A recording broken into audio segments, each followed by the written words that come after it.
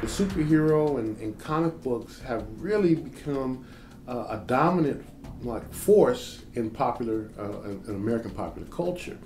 And certainly that raises issues of diversity, that raises issues of what type of representation are we going to have, or is this medium going to merely replay what we have seen in other mediums, whether it be in film or television, in terms of being exclusionary to people of color and of women, or painting them in a very narrow way.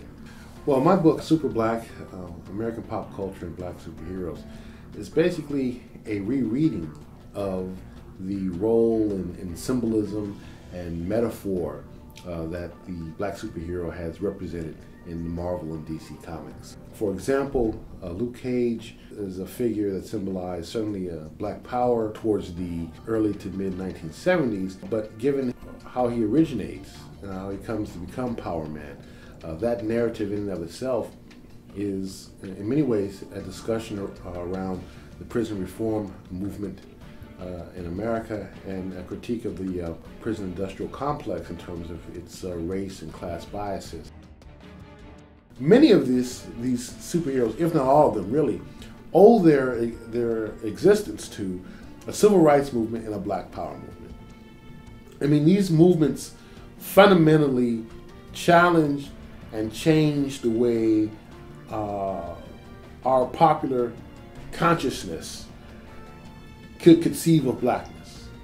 That is, these movements forced a reimagination of blackness.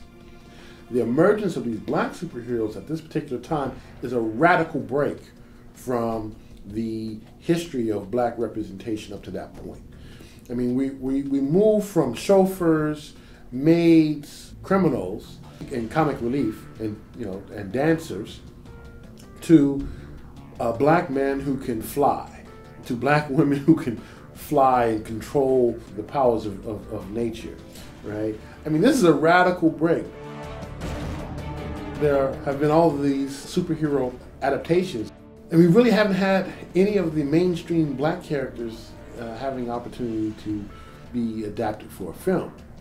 However, there's Samuel L. Jackson as Nick Fury.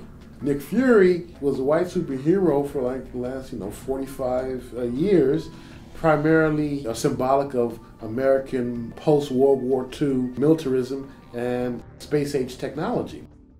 Now, I would probably say at this point, people probably conceive of Nick Fury as Samuel L. Jackson. He now, in his persona, has come to embody who Nick Fury is. And so for a generation of people, they would think of Nick Fury as, the cool black guy with the eye patch.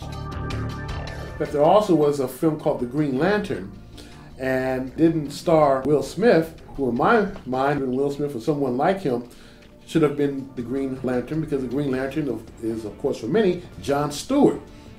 And John Stewart is African American. So for a generation of people, John Stewart, the African American, was the Green Lantern.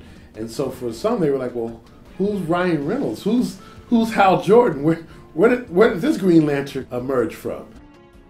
So the verdict is still out for how Hollywood will decide to adapt the superheroes from the superhero universes, particularly of Marvel and DC. And hopefully they'll be more adventurous and more daring, or as daring as the medium that they're adapting.